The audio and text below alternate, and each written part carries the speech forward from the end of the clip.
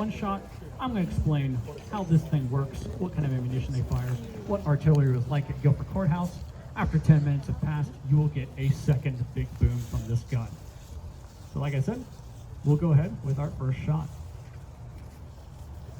Attention gun crew, form up the rear of the piece.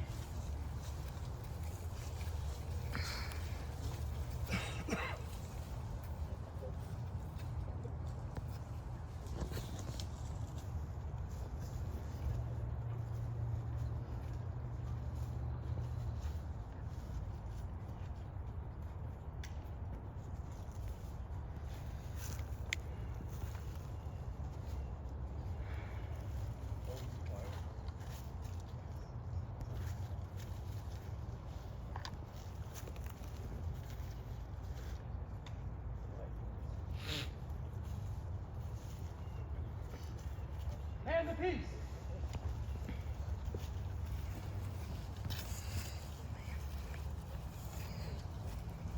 Search the piece.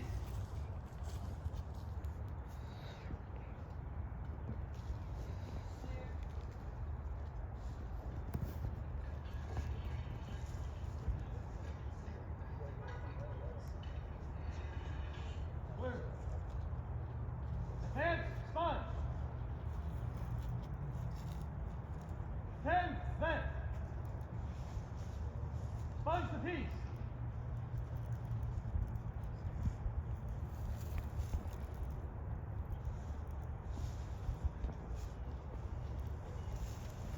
Advance cartridge.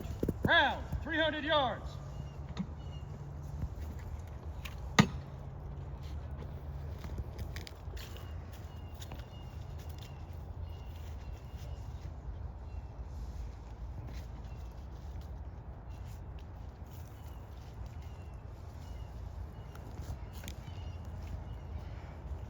Charge the piece.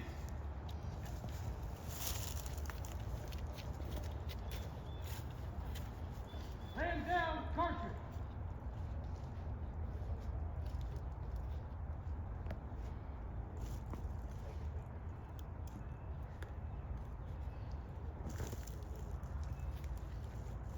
Pick and try.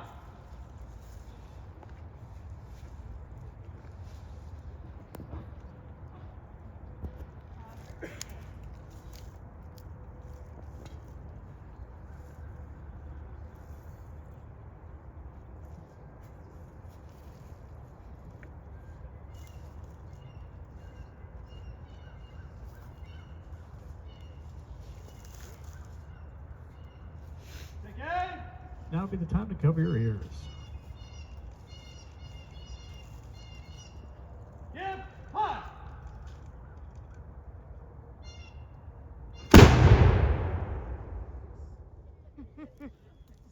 Search the piece. Score, careful. Do it again.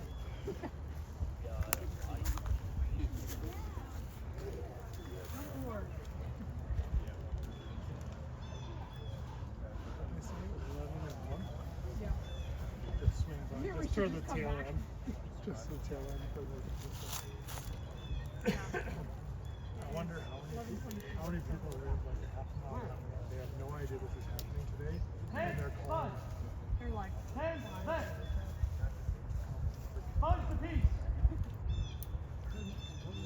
good shot. Might be one of them that escape or something. Well, especially once they start the reenactment, right? Like, And like, yeah, I'm excited to see.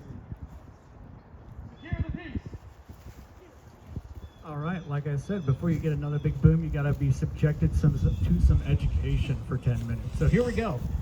What you're looking at is a bronze light 6-pounder. The reason I call it a 6-pounder is because that's the weight of the cannonball this thing throws. And in this era, these things are firing typically two types of ammunition. The most common type is going to be solid shot.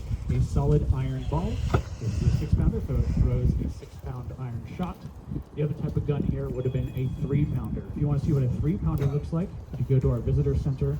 In the back of the visitor center lobby, or excuse me, the exhibits, there are two. There's a reproduction bronze 3-pounder on a carriage, and also back there you'll see a authentic iron 3-pounder tube in the exhibit.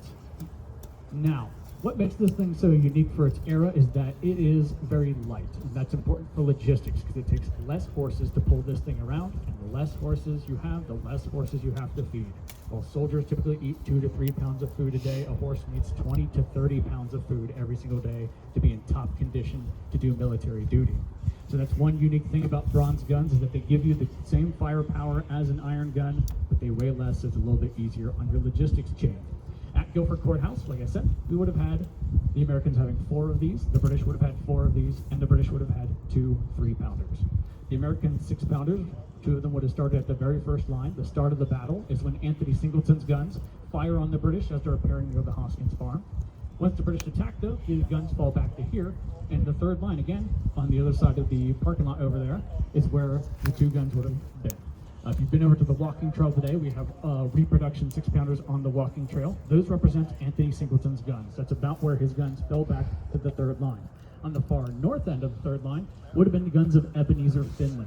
Finley's going to be the first to be engaged at the third line. When the 33rd Regiment of Foot attacks the third line, they smash them back. One interesting thing about Ebenezer Finley is that his primary duty, he was a lieutenant captain. Yes, there was an actual rank back then, a lieutenant captain of artillery. And so as his primary duty, his secondary duty was being the head JAG officer, the head lawyer for the entire Southern Department of the American Army. And so while he was also mentioning 2 guns, he also had to frequently answer General Greene's legal questions about how to handle prisoners of war. So these are the guns here at this battle, and at the third line, we also have a myth about the battle relating to artillery. When the fighting is happening and we have the Guards Brigade engaged with 1st Maryland over here, there's a myth that Cornwallis deliberately fires grape shot into his own men, not caring if he caused friendly casualties. He's that desperate to win. What we actually know is happening is that down there in that area, what he's doing is he's firing at William Washington's cavalry. William Washington's cavalry had stormed into battle. They had hit his men. They could either attack his men again, or they could have just as easily attacked Cornwallis and his guns. But when you fire grape shot, what you're doing is you're switching over from that one solid iron ball to a packet of iron balls, each one about the size of golf balls. Typically it could be 12 to 15 of them. You put those in a cannon, and when you fire it, you turn your cannon into a giant shotgun. As you fire that, those things at about 100 yards spread out in a 20-yard wide arc. So if you have 2 guns beside each other firing grape shot like that, you're essentially throwing a wall of iron the size of a house through the air. You're going to hit a lot of what you intend to hit, but a lot of those things are going to keep going on and hit something you don't mean to hit. And so there probably were some friendly fire casualties at the third line. Now the way they load and fire it is that typically you need a full crew would be about 13 to 15 people. What you see anytime you see a demo in a national park, or what you're seeing right here, is you're seeing 6 people. These are the 6 core people that are essential to loading and firing the gun specifically. In addition to these 6 people, you could have about 7, 8, 10 people who are called matrices. Their jobs were to help tend to the horses, help move the gun around, muscle it around. Also, they might carry muskets and might help protect the gun crew as well. So it's not just 6 people. The 6 people are just working the gun. You have a lot more people just helping to move the gun around, protect it as well. Now, talking about that, let's talk about our gun crew. You saw them load and fire the first shot, so now let's try and understand what were they actually doing step by step. So, the first step was search piece, and so the rear right gunner has a little priming wire, and what the person does, they put it into the vent at the back of the gun. At this stage, what they're doing is they're making sure that little vent at the back of the gun is clear, and so that's why you heard them call out clear, everything was good to go. That then caused the front left gunner, you can see on the top of their implement, they have a corkscrew. They would then go in and search the tube itself. In this era, gunpowder was typically created either in a linen bag, sometimes in a paper bag, but mostly linen bags. And when you fired it, most of it would burn off, most of it would come out of the gun, but there's a chance there could be burning bits of cloth still inside the tube. That's what the corkscrew is for. Anything that's still inside there burning, you're yanking it out. The next commands were tend vent, and so our rear right gunner, on their other hand, they have a leather piece. They don't want to burn their thumb, so they're going to stick that over the vent now. And while they're doing that, the sponge rammer, front right gunner, you can see on the top of the implement is a wet sponge. They're now going to put that in, so anything that was too small to be pulled out by the worm can now be doused with a wet sponge. And so if we're pulling burning embers out, we're dousing them with water. Why is the person at the back putting their thumb over the vent? What is their job? What are they doing? How are they contributing?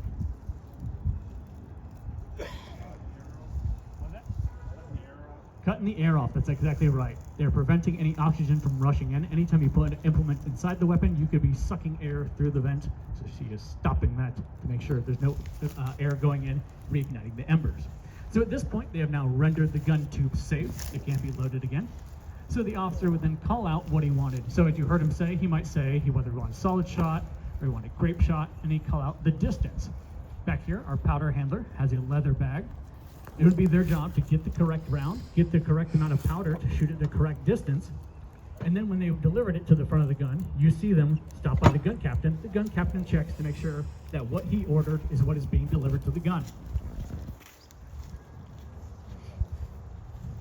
That round would then be delivered to the front left gunner, who then gives away their worm so that they can take the round and then they can put it into the muzzle of the gun. But obviously, we can't fire it yet. That round is just sitting in the muzzle of the weapon. We go back to our sponge rammer, our front right gunner. On the other end of the sponge, we have a wooden rammer, and they use that to then push the round into the gun and seat it at the breech so that you have that big packet of gunpowder squeezed nicely underneath the vent.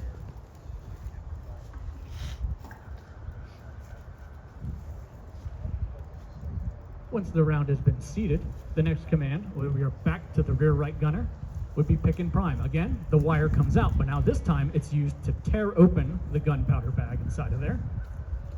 And then on their hip, you see they have a metal box. Inside that metal box are the fuses. Today we make them out of paper straws. Back then they would have been made out of feathers, like a goose quill impregnated with gunpowder. That's going to be your fuse. And they would stick that into the vent. So now you have a gunpowder fuse inside the vent touching directly a ripped open package of gunpowder. And then finally we get to our rear left gunner, the person who has had the least to do because they probably have the most important job. While everybody else is running around doing multiple tasks, their only job is to make sure that linstock is still burning. That is a rope that has been soaked in chemicals so that when you light it, it has a nice hot ember, but it doesn't burn too fast. And so their only job is to make sure that thing is still burning so that when it comes time to fire, they can actually fire it. The gun captain gives the order to take aim. He would make sure that the gun is pointed in the direction he wants it to go, and then he finally gives the order to fire, at which point the linstock gets a big swoop of oxygen, make sure that little cherry on the end is as hot as possible, touch it to the fuse, and as you just saw, big bang ensues.